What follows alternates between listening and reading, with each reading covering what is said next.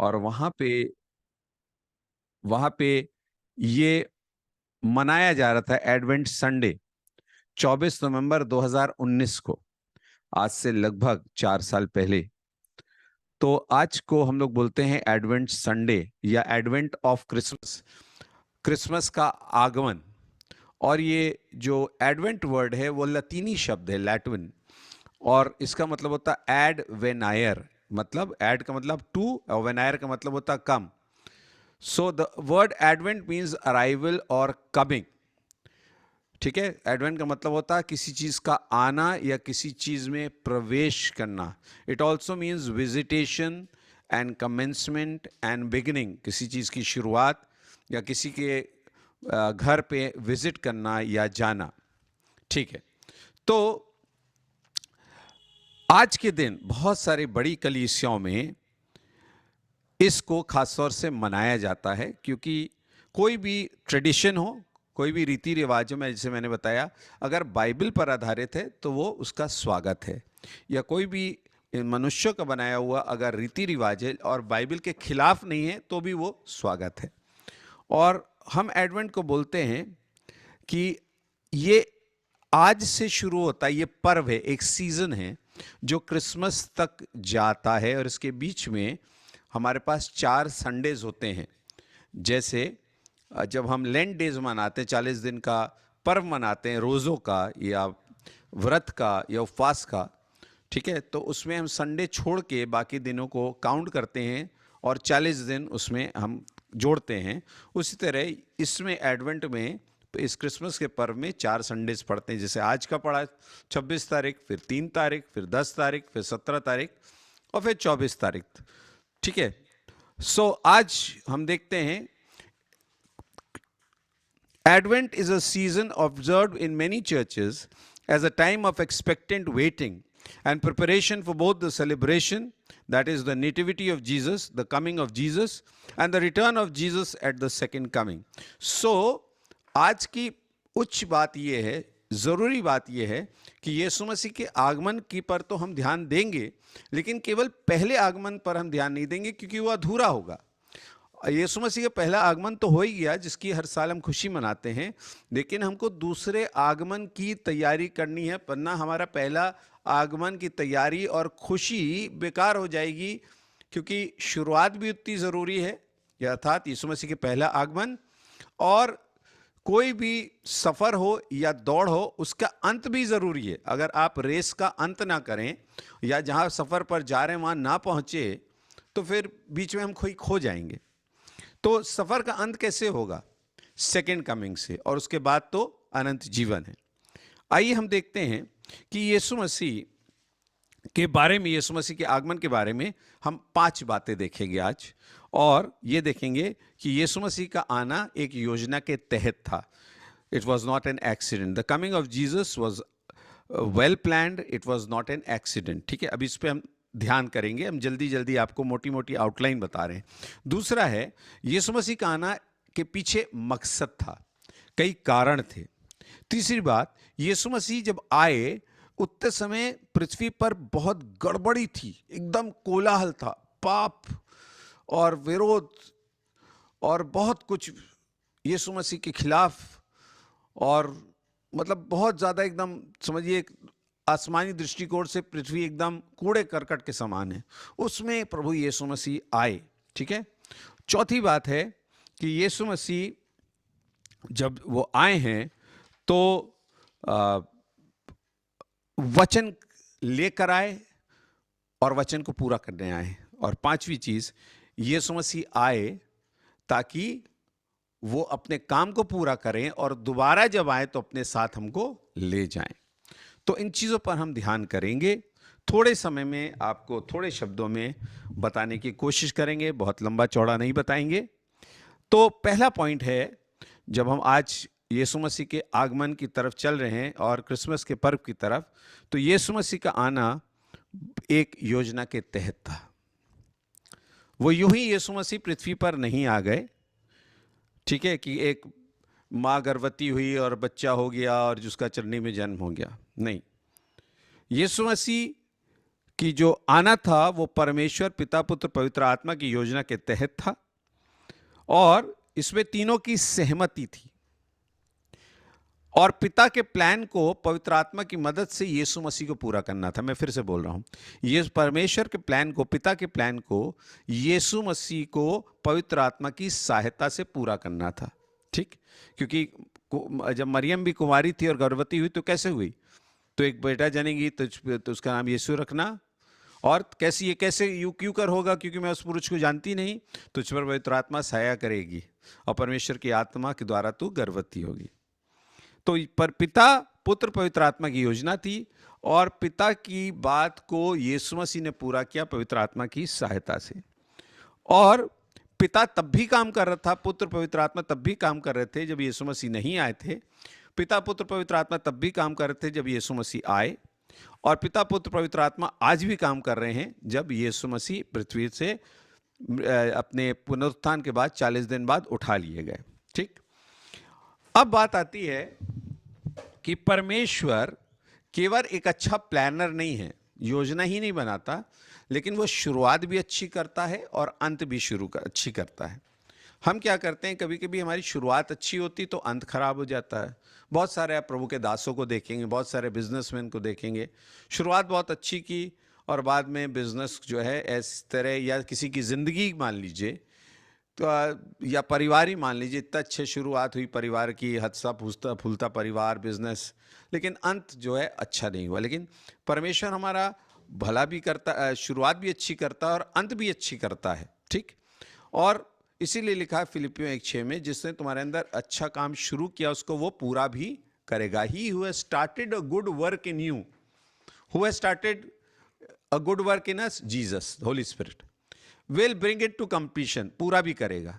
तो परमेश्वर प्लानर भी अच्छा है, स्टार्टर भी अच्छा है, फिनिशर भी अच्छा है। ठीक है, और इब्रानियों 12 में लिखा, the pioneer and perfecter of our faith, he is a perfect God, perfect planner, perfect starter, perfect finisher. और परमेश्वर के पास न केवल अपने बेटे के लिए योजना थी, लेकिन वो योजना हमारी भलाई के लिए थी। हमारी जब बोले तो परमेश्वर का परिवार, दुनिया के लिए और विश्वकर विश्वासियों के लिए। मेरे प्रियो, आज मैं आपको बताना चाहता हूं, जब परमेश्वर ने ये बात कही कि जिसने तुम्हारे अंदर एक काम शुरू किया उसको पूरा करेगा, इसके मतलब आपकी परिस्थितियां जैसी भी हों, परमेश्वर आपके जीवन में काम कर रहा है।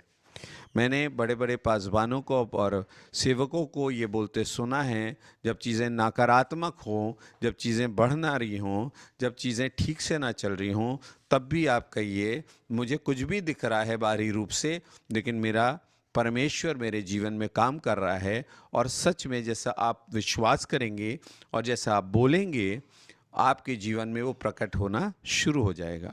देखिए, मैं कितना ज़्यादा बीमार था। ठीक है, 1 महीना 20 दिन तो मैं मेडिकल पे था। उसके बाद अभी 3-4 दिन पहले तक मुझे लोगों ने टोका है कि बेटा दुबले लग रहे हो, कमज़ोर लग रहे हो।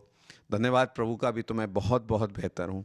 लेकिन उस समय जबकि मैं कुछ नहीं कर पा रहा था, चल नहीं पा रहा था, हाथ पैरों में दर्द था, कमज़ोरी बहुत थी, मेरे पिता ने मुझे संभाला। मेरे पिता ने मेरे पास मददगार भेजे, चर्च के बहुत लोग आए, फ़ोन से बहुत दुआ की, मुझे जो जो चीज़ें आवश्यकता थी लोगों ने दूर दूर से ला के दी। मेरा एक स्टूडेंट है, वो डॉक्टर है, उसके पास मैं गया। मुझे एक जन, अभी ओपी भाई आप बात कर रहे थे ना, इतनी भीड़ में 27 अक्टूबर को मुझे डॉक्टर के पास ले गए। तो परमेश्वर ने मदद भेजी, सिखाया कि जिन लोगों में तुमने काम किया है आज वो तुम्हारे साथ खड़े हैं, तुम्हारी मेहनत मसीह में व्यर्थ नहीं है। और मैं आपको बताना चाहता हूं कि चाहे आपकी अभिषेक अल्मेडा जी या भावना जी बिजनेस कर रही हैं, या चावला आंटी, आशा आंटी अच्छी पोजीशंस पे हैं, अलग अलग एडमिनिस्ट्रेटर की जॉब पे, जो भी जहाँ पर हैं, जूडी हैं, लिनेट हैं, अमित भाई हैं, वो गवर्नमेंट जॉब में हैं, हम जहाँ पर भी हैं, स्कूल में, गवर्नमेंट जॉब में, जिस पोस्ट पे भी हैं, परमेश्वर को हमारा ध्यान है। हम वहाँ को क्या मुश्किलें झेलते हैं, हम अकेले कमरे में जब रोते हैं, सोते हैं, दुआ करते हैं, अकेले में रहते हैं, हमारे अंदर क्या विचार आते हैं, हम क्या चाहते हैं, जीवन में कहाँ बढ़ना चाहते हैं। बाइबल में लिखा, रोमियो 8 उसकी 32 आयत में, जिसने अपना निज पुत्र ना छोड़ा, वो उसके साथ वो उसके साथ वो हमें और चीज़ें क्यों करना देगा। So God has a plan for us through his son Jesus, and that is even applicable today. आज भी वो हमारे और आपके ऊपर लागू होता है। और ये बात हम आपको बताना चाहते हैं, जवानों के लिए खास तौर से और बड़ों के लिए भी, कि परमेश्वर का प्लान अब हमारे जीवन में तब तक चलता रहता है जब तक हम जीवित हैं। और विशेषकर जवानों के लिए या जो लोग संघर्ष कर रहे हैं, यिर्मयाह 29:11 आप पढ़िए, यिर्मयाह 29:11 पढ़िए। और मिरेकल प्रेयर टाइम में मैंने एक वचन कोट किया था जो भजन संहिता में मिलता है कि वो कितनी बड़ी भलाई तूने उनके लिए रख छोड़ी है जो तुझसे तेरा भय मानते हैं या तुझसे प्यार करते हैं। How abundant is thy goodness which thou hast stored up for those who fear thee। तो अभी स्टोर हाउस में आपके लिए काफ़ी प्रभु की भलाई है। ठीक है, तो परमेश्वर धन्यवाद करते हैं कि उसने अपने बेटे को योजना के तहत भेजा और उसके पास हमारे लिए भी योजना है। ठीक है, अब हम आते हैं दूसरे पॉइंट पे कि यीशु मसीह इस दुनिया में किसी कारण से आए, और किसी एक कारण से नहीं आए, कई कारणों से आए। और ये बात मैं आपको बहुत पहले बता चुका हूँ, इस पर मैं एक स्टडी भी ले चुका हूँ लेकिन हम आपको बताना चाहते हैं। देखिए, हम सब विश्वास करते हैं यीशु मसीह दुनिया में आए और माता मरियम से पैदा हुए और वो बड़े हुए, उन्होंने दुख उठाया, प्रचार किया, भूखों को खिलाया और उन्होंने दुख सहा, फिर उन्हें क्रूस की मृत्यु सही और उसके बाद वो मृत्यु को हरा के तीसरे दिन मुर्दों में से जी उठे और वो आसमान पे चढ़ गए और पिता के पास हैं, है ना। ये सब चीज़ें हम लोग बोलते हैं। सो इसको हम देखते हैं कि छोटे शब्दों में मतलब थोड़ा सा विस्तार से देखेंगे लेकिन आसान करके देखेंगे। हम आपको 10 कारण बताते हैं यीशु मसीह काहे आए थे। ठीक, पहला कारण, यीशु मसीह पिता की इच्छा और योजना को पूरा करने आए थे। यीशु मसीह पिता की इच्छा और योजना को पूरा करने आए थे। यूहन्ना 6:38 आयत, जॉन चैप्टर 6 वर्स 38। दूसरी बात, मैं थोड़ा सा जल्दी बोल रहा हूँ, यीशु मसीह पापियों को बचाने आए थे। Jesus came to save sinners, 1 Timothy 1:15, पहला तिमुथियुस 1:15 आयत। मैं हर लाइन को 2 बार पढ़ूंगा। यीशु मसीह इस दुनिया में ज्योति बनकर आए, ज्योति लेकर आए। Jesus brought light into the world, he came as light into the world. तभी उसने बोला जगत की ज्योति मैं हूँ। और इसको आपको यूहन्ना 12:46 में मिल सकता है, ये यूहन्ना 12 और उसकी 46 वर्स में। चौथा पॉइंट है, यीशु मसीह खोए हुओं को ढूंढने और बचाने आए। Jesus came to seek and save the lost. Luke chapter 19 verse 10, लूका उसका 19 अध्याय और उसकी 10वीं आयत। यीशु मसीह शैतान के कार्यों को नष्ट करने आए। Jesus came to destroy the works of the devil, 1 John 3:8, 1 John 3:8, पहला यूहन्ना 3:8 आयत। अगली बात, यीशु मसीह सेवा करने आए। ठीक है, यूहन्ना 13 में हम देखते हैं उन्होंने नौकर का रूप धारण किया और अंगोछा बांधा और सबके पांव धोए और कहा, मैंने तुम्हें इस एक नमूना दिया है, तुम भी मेरी तरह बनो। और मरकुस 10:45 में कहा, मार्क चैप्टर 10:45 में कहा कि मनुष्य का पुत्र सेवा लेने नहीं परंतु सेवा करने आया है। The son of man has not come to be served but to serve. अगला पॉइंट, यीशु मसीह क्रूस पर जानकर चढ़ने और अपने प्राण त्यागने आए। यीशु मसीह क्रूस, Jesus came to die on the cross. Jesus came to die on the cross. मरकुस 10:45, लूक 23:46, मार्क 10:45, लूक 23:46। ये तो सबसे बड़ी आशीष, जो अगली वाली है सबसे बड़ी आशीष। Jesus came to give us everlasting life. Jesus came to give us everlasting life. यूहन्ना 3:16, परमेश्वर ने जगत से ऐसा प्रेम किया कि उसने अपने इकलौते पुत्र को दिया ताकि जो कोई उस पर विश्वास करे वो नाश ना हो परंतु अनंत जीवन पाए, अनंत जीवन पाए।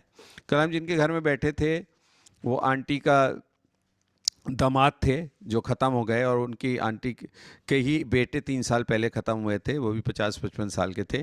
तो उनके पास बहुत सारे प्रश्न थे। तो कि दुष्ट इतनी लंबी उम्र जीता है और ये करता है और कुछ भी उसका नहीं होता। हमने कहा आंटी होता है, हमको नहीं दिखता, लेकिन जैसा जो करता है वैसा वो काटता है, जैसा बोता है। और फिर मैंने उनको ये कहा, क्या फ़ायदा आदमी 90 साल जिए और उसके पास अनंत जीवन ना हो। इससे बेहतर तो ये है कि यूहन्ना बपतिस्मा देने वाले की तरह या 60 साल या 55 साल, जितना खुदा सबको लंबी उम्र दे, अगर छोटा जीवन भी किसी का है और अनंत काल वो पाले, तो इससे बेहतर है कि आदमी 90 साल जी के अनंत के विनाश में चला जाए। So ever lasting life is the most, the Holi spirit and salvation, yeah, everlasting life is the most precious gift. In fact, Jesus is also a gift to us from the Father in heaven. सो हम इस वरदान के लिए, प्रभु यीशु मसीह के लिए, पवित्र आत्मा के लिए, अनंत जीवन के लिए, यीशु मसीह की बेशकीमती लहू के लिए, उसके बदन के लिए, उसकी रोटी के लिए, उसके वचन के लिए, उसके लोगों के लिए हम खुदा का शुक्र करते हैं। फिर लिखा हुआ है, Jesus came to conquer death. Jesus came to conquer death. यीशु मसीह न केवल क्रूस पर चढ़कर मरने आए थे, लेकिन मौत पर विजय प्राप्त करने आए थे, ताकि ए मौत तेरा डंक कहाँ, ए मौत तेरी जीत कहाँ है। O death where is thy sting, O death where is thy victory, but thanks be to Jesus Christ who gives us victory. 1 कुरिन्थियों 15:54 और 55। 1 कुरिन्थियों 15:54 और 55। 1 कुरिन्थियन 15:54 एंड 55। यीशु मसीह शुभ संदेश का प्रचार करने आए थे। यीशु मसीह ने बहुत प्रचार किया। The spirit of the Lord is upon me because he is anointed me to preach good news to the poor. यशाया उसके 60-61 अध्याय की पहली आयत में लिखा हुआ, परमेश्वर का आत्मा मुझ पर है क्योंकि उसने मुझे गरीबों को सुसमाचार सुनाने के लिए भेजा है। ये बात हमें लूका में भी नए नियम में मिलती, सेम बात, लूका 4:43, लूक 4:43। यीशु मसीह लोगों को चंगा करने आए और उन्होंने सबको चंगा किया, और लिखा सारी बीमारी को चंगा किया। प्रेरित उसका 10 बाब की 38 आयत, एक्ट्स चैप्टर 10 वर्स 38। और ऐसे एक पॉइंट और देख रहे हैं वरना बहुत समय निकल जाएगा। मत Jesus came to make disciples. यीशु मसीह चेलों को चेले बनाने आए, चेले के जरिए काम करने आए। मत्ती 4 बाब की 19 आयत, मैथ्यू 4 वर्स 19। तो यीशु मसीह जब आए तो उनके पीछे एक मकसद था। तो हम क्या सीखते हैं कि यीशु मसीह के पास हमारे लिए केवल प्लान नहीं है, यीशु मसीह हमारे जीवन में एक मकसद लेकर आते हैं। This is the point to understand. यीशु मसीह इस पृथ्वी पर एक मकसद से आए, और जब हमारे जीवन में भी आते तो एक मकसद से आते हैं, और वो मकसद हमको परमेश्वर से पूछना है, Lord what is the purpose of my life, what is the purpose of my life, मेरे जीवन का क्या मकसद है, आप बताइए मुझसे आप क्या कराना चाहते हैं। और अगर आपको एक किताब मिल जाए, इसका हिंदी में भी है, लास्ट टाइम भी मैंने बताया था, ये एक रिक वॉरेन साहब की किताब है, रिक वॉरेन। अगर आप पढ़ेंगे, अगर ख़ास तौर से इंग्लिश में पढ़ सकते हैं, मुझे हिंदी में इसका टाइटल मिल गया तो मैं आपको भेज दूंगा, हिंदी में मिल जाए, इंग्लिश में मिल जाए। तो रिक वॉरेन साहब हैं, इन्होंने ज़ीरो से टेक्सास में चर्च शुरू किया था, और ये बहुत बड़े पास्टर हैं। आप रिक वॉरेन यूट्यूब पे डाल के देख सकते हैं। इन्होंने किताब लिखी है मकसद भरा जीवन, purpose driven life, purpose driven life. अगर आपने ये किताब नहीं पढ़ी है तो इसको आप ज़रूर से पढ़िए, पर्पस ड्रिवन लाइफ। और इसकी करोड़ों कॉपी बिकी और मैंने खुद पढ़ी, बहुत खूबसूरत किताब है। अब हम यही यहाँ पे छोड़ते हैं, तीसरे पॉइंट में आते हैं कि यीशु मसीह जब आए तो बहुत सारी गड़बड़ी थी, गड़बड़ियों के मध्य में आए। The coming of Jesus was in the midst of chaos, confusion, opposition. The coming of Jesus was in the midst of chaos, confusion, opposition. यीशु मसीह गड़बड़ियों के मध्य में आए।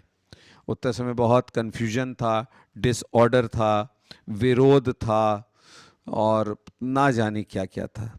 जिस हालात में यीशु मसीह पैदा हुए, आप सोचिए जब प्रभु आपको कहीं भेजता है या कोई बिजनेस आप शुरू करते हैं या कुछ भी अच्छा शुरू करते हैं, तो इतनी सारी चीज़ें नकारात्मक रहती कि आपको समझ नहीं आता कि कहाँ से शुरू करें।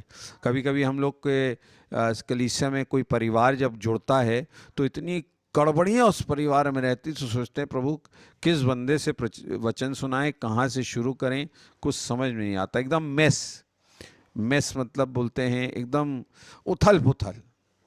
लेकिन प्रभु यीशु मसीह आए, ठीक है, पवित्र आत्मा ने सहायता की, पिता की योजना, पिता की मर्जी पूरी हुई। और यीशु मसीह का जो जन्म था, जन्म के पहले, जन्म के समय, जन्म के बाद आप गड़बड़ी ही गड़बड़ी पाएंगे। एक छोटा सा उदाहरण देते हैं। एक कुंवारी अगर हमारे घर की या हमारे पड़ोस की गर्भवती हो जाए तो उसको रिश्तेदार क्या कहेंगे? आप सोचिए, बगैर शादी के गर्भवती कोई हो जाए, कुंवारी लड़की, तो उसके बारे में लोग क्या क्या कहेंगे?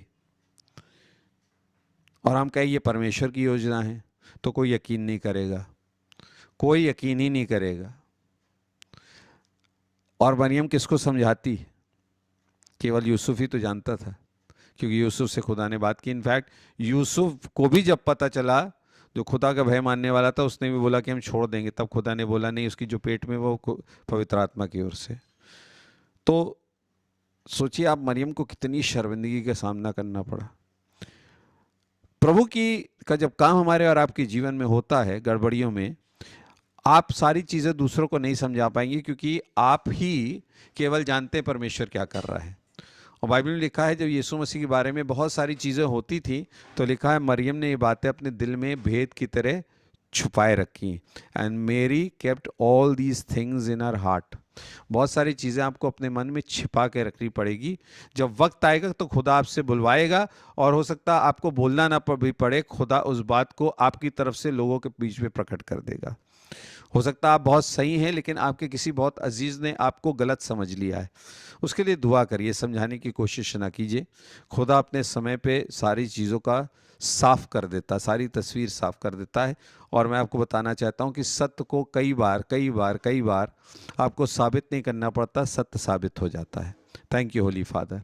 तो अगर आपके जीवन में गड़बड़ी चल रही है और तमाम उथल पुथल चल रही है, बिजनेस में चल रही है ना, कोई बात नहीं, मेरा खुदा मेरे साथ है।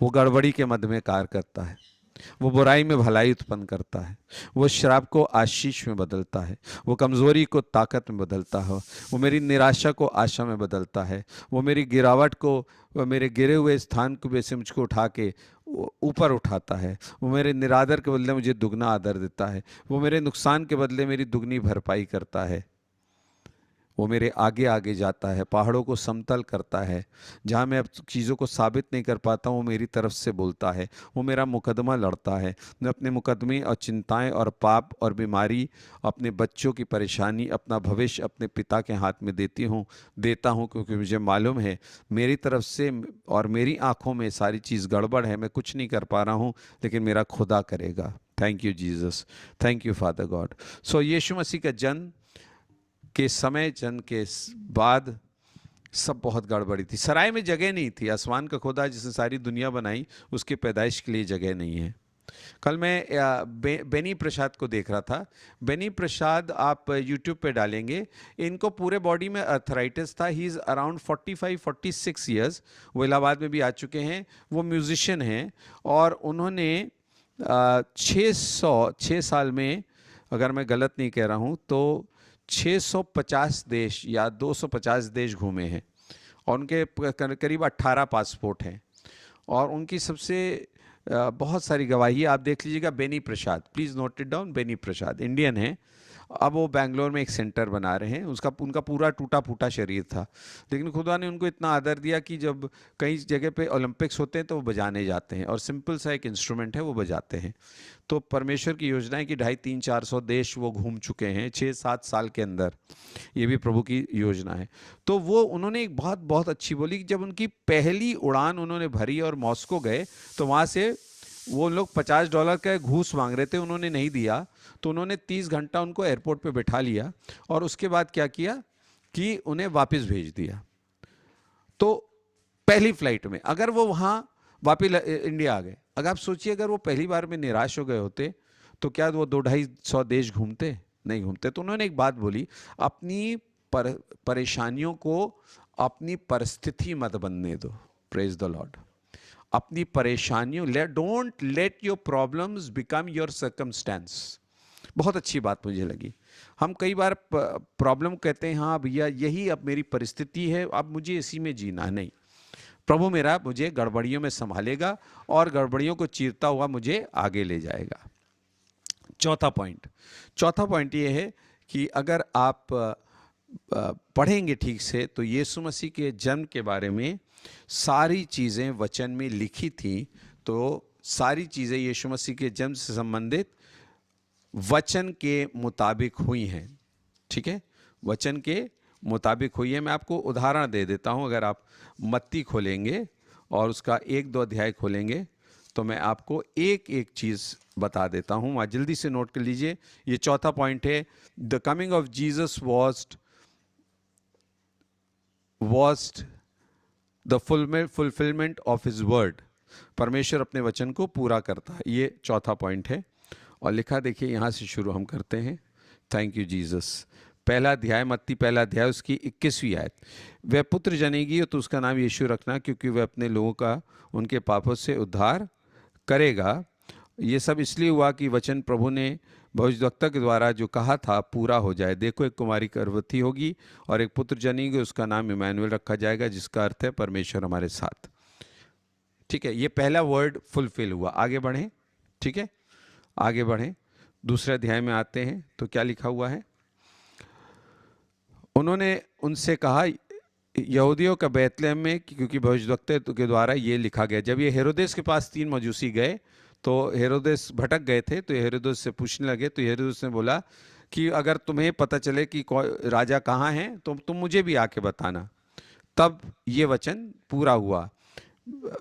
मत्ती 2:6 आए थे, बैतलहम तू जो यहूदा के प्रदेश में है, तो किसी भी रीति से यहूदा के अधिकारियों में सबसे छोटा नहीं, क्योंकि तुझमें से एक अधिपति निकलेगा जो मेरी प्रजा इजराइल की रखवाली करेगा। आगे बढ़ें, आगे बढ़ते हैं और इसका हम देखते हैं 14वां और 15वें अध्याय। यहाँ लिखा है, तब वे रात को ही उठकर बालक को उसकी माता को लेकर मिस्र को चला गया। ये यूसुफ की बात कर रहा है। और हेरोदेस को के मरने तक वहीं रहा, इसलिए कि वह वचन जो प्रभु के ने भविष्यद्वक्ता के द्वारा कहा था पूरा हो, मैंने अपने पुत्र को मिस्र से बुलाया। फिर आगे बढ़ते हैं और इसकी 18वीं आयत देखते हैं, 17वीं 18वीं आयत।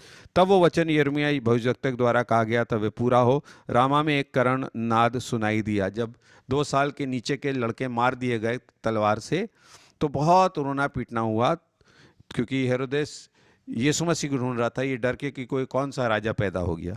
तो उसने सिपाही को आज्ञा की 2 साल के नीचे के बच्चों को मार दो। तो जब वो मार दिया गया तो बहुत त्राही त्राही थी, लोग रो रहे थे। तब ये वचन लिखा गया, 17वीं आयत, 2 बाब की 17वीं आयत मत्ती। तब वो वचन यिर्मयाह भविष्यद्वक्ता के द्वारा कहा गया था वे पूरा हो, रामा में एक करुणानाद सुनाई दिया, रोना और बड़ा विलाप। तो राहेल अपने बालकों के लिए रो रही थी, वे शांत होना ना चाहती थी क्योंकि वे अब नहीं रही। और लास्ट वर्ड मैं आज के लिए दे रहा हूं आपको कि इसकी आखिरी आयत पढ़ें तो यहाँ लिखा हुआ है, फिर स्वत में परमेश्वर से चितौनी पाकर गलील प्रदेश में चला गया और नासरत नामक नगर में जा बसा, ताकि वह वचन पूरा हो जो भविष्यद्वक्ता के द्वारा कहा गया था, वह नासरी कहलाएगा। So the coming of Jesus was the fulfillment of his word। और लास्ट एंड वेरी इंपॉर्टेंट, यीशु मसीह का इस वजह से आए ताकि वो लोगों के लिए दाम चुकाए, मगर उनको दोबारा आने पर अपने साथ ले जाएं। Praise the Lord, praise the Lord. तो यीशु मसीह को मैंने बताया था ना, वो ही is a good starter and a good finisher. Start कैसे की? फर्स्ट कमिंग से। फिनिश कैसे करेगा? सेकंड कमिंग से। अब सवाल ये आता है कि क्या हम क्रिसमस पर या क्रिसमस के पर्व पर केवल अच्छे माहौल को का आनंद लेते हैं, घरों में लाइट लगाते हैं, क्रिसमस ट्री लगाते हैं, कैरल सिंगिंग गाते हैं, चर्चेज में कैंडल लाइट सर्विस होती है वहाँ जाते हैं, एक दूसरे के घर जाते हैं, बॉनफायर करते हैं, सेंटा को बुलाते हैं? क्या हम इसी में फंस गए हैं या हम सच में यीशु मसीह को के आगमन का पर्व का सेलिब्रेशन करते हुए हम अपने आप को तैयार करते हैं कि यीशु मसीह जब आप दोबारा आएंगे, अगर हम जीवित हैं तब तो आप हमें उठा लेंगे स्वर्ग में, और अगर नहीं हैं तो क्या, जैसे लिखा कब्रें फट जाएंगी, तो क्या हम यीशु मसीह के पास जाएंगे? या यीशु मसीह के आने के पहले अगर हमारी आंख बंद हो गई तो क्या हम लोग, हमारा जीवन का नाम पुस्तक, जीवन की पुस्तक में लिखा है? This is very very serious, this is very very important कि हम अनंत काल के जीवन की तैयारी करें, अनंत काल के जीवन की तैयारी करें। जितना भी जीवन प्रभु ने हमें दिया, जैसा भी दिया है, जैसा भी अमीरी का, गरीबी का, संघर्षों का, आनंद का, लेकिन अगर हम खुदा में सोते हैं तो हमें यीशु मसीह के दोबारा आगमन पर या उसके सामने खड़े होने पर शर्मिंदगी नहीं होगी। सो परमेश्वर में अनुग्रह दे कि जब हम पहले आगमन हो चुका है, उसके पर्व को मना रहे हैं, तो बाकी 11 महीने भी हम यीशु मसीह के दोबारा आगमन की बाट जो हैं, या उसके जब हम सामने खड़े हों तो ये कहें, प्रभु मैं निष्कलंक और निष्पाप ठहरूं तेरे सामने, और जो तूने मेरे जीवन में मकसद दिया मैं उसको पूरा कर सकूं। प्रभु आपको बहुत आशीष दे। और आज हम लोग ने अपना मन प्रभु की अच्छी बातों पर लगाया है, मकसद पर लगाया है, उसके आगमन पर लगाया है, और गड़बड़ियों के मध्य में वो भलाई उत्पन्न करता है इस पर लगाया है। परमेश्वर अपने वचन को हम सब के जीवन में पूरा करे। God bless you and God be with you.